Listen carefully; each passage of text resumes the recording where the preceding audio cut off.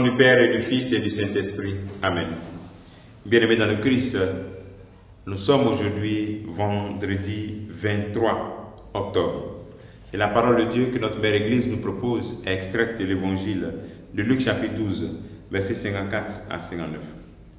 En ce temps-là, Jésus disait aux foules, « Quand vous voyez un nuage monter au couchant, vous dites aussitôt qu'il va pleuvoir. Et c'est ce qui arrive. Et quand vous voyez souffler le vent du sud, vous dites qu'il fera une chaleur torride. Et cela arrive. Hypocrite. Vous savez interpréter l'aspect de la terre et du ciel. Mais ce moment-ci, pourquoi ne savez-vous pas l'interpréter? Et pourquoi aussi ne jugez-vous pas par vous-même ce qui est juste?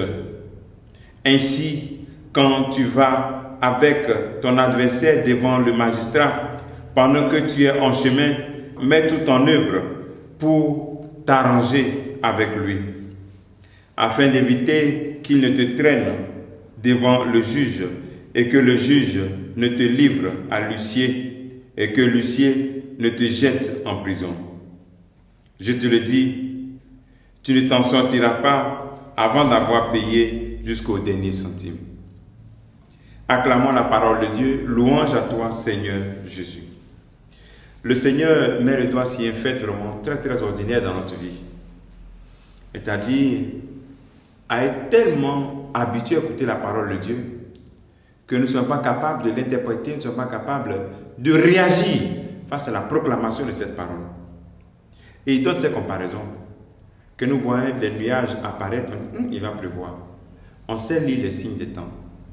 On sait lire les signes des temps. Vous savez, on sait interpréter les réalités de la terre. Mais le moment de gloire qui arrive dans ta vie, là, tu ne sais pas l'interpréter. Au mieux, tu ne t'ouvres pas, tu ne te disposes pas à l'interpréter. Ici, dans le cas de cet évangile, c'est la présence de Jésus qui n'était pas vraiment reconnue par ses contemporains. On ne voyait pas en lui vraiment le Fils de Dieu. Cette bonne nouvelle, cette nouvelle voie.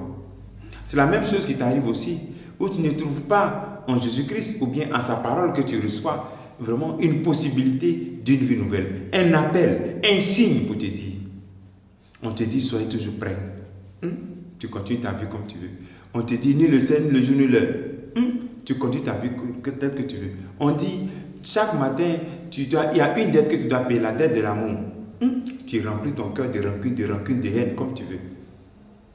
C'est-à-dire, les paroles que tu t'as adressées, ou bien les paroles lues, l'expérience vécue dans l'Eucharistie, l'expérience vécue dans l'évangélisation, toutes ces expériences sont des signes que le Seigneur te donne et que tu vas dire, il faut qu'il fasse quelque chose dans ma vie.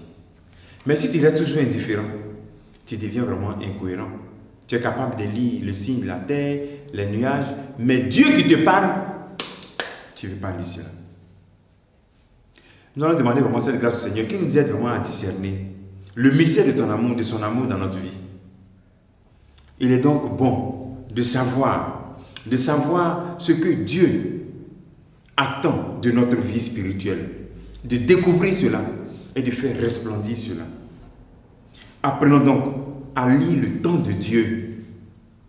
Apprenons donc à interpréter le temps de Dieu, le kairos de Dieu dans ta vie. Le moment favorable, c'est le temps de conversion. Et Dieu te parle en ce jour.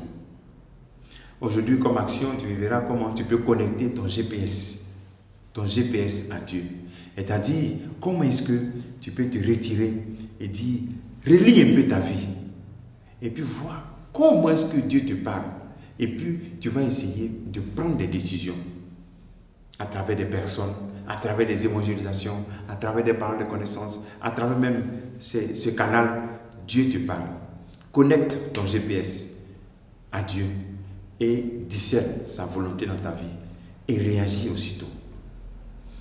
Demandons cette grâce pour chacune de nos vies en ce jour. Que le Seigneur te bénisse, qu'il nous bénisse tous en ce jour. Au nom du Père et du Fils et du Saint-Esprit. Amen.